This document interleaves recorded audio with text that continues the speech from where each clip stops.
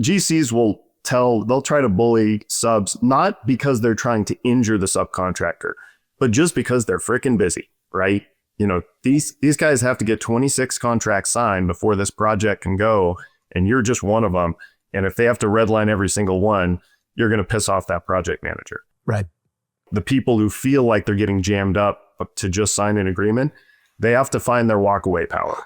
Yeah, we see when we get to the contract part of the conversation, many times the subcontractors feel like they've lost some leverage, like they just have to sign what's put in front of them. So if you're seeing a contract that has 30 pages of requirements, one of those pages is going to have insurance on it, right? So, okay, in this case, I'm a roofer.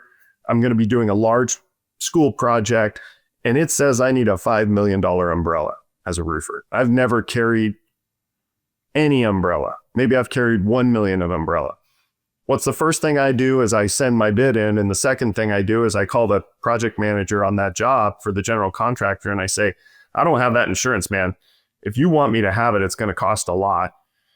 And then that conversation is usually stopped and started 3, 4, 5 times through the bidding process. And then they finally award it to the low bidder who doesn't meet the insurance qualifications.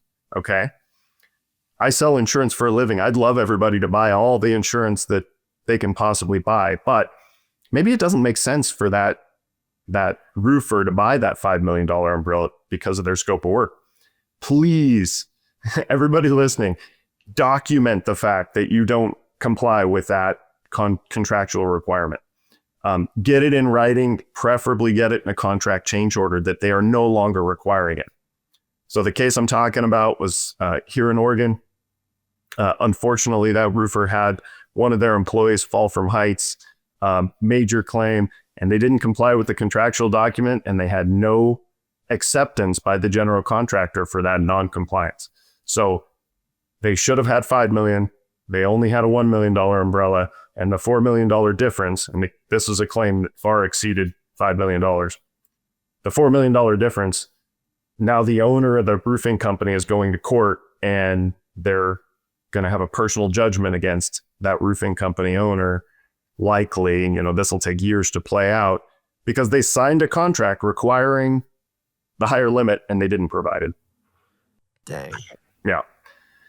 And this kind of stuff, minding the contract goes back to that, and if you don't know whether you comply with everything, send it to your insurance broker and make them look at it. I would tell all the contractors out there, I know that it's a hard job. I know that it's a grind, but you should feel like your work is valued. It's so important to society that we have a strong construction industry. Know that you're supported by trade organizations, by specialty service providers, whether it be bankers, CPAs, attorneys, insurance brokers. We all want to see you succeed. There's a lot of people out there who don't do business the right way, but seek out the ones who do.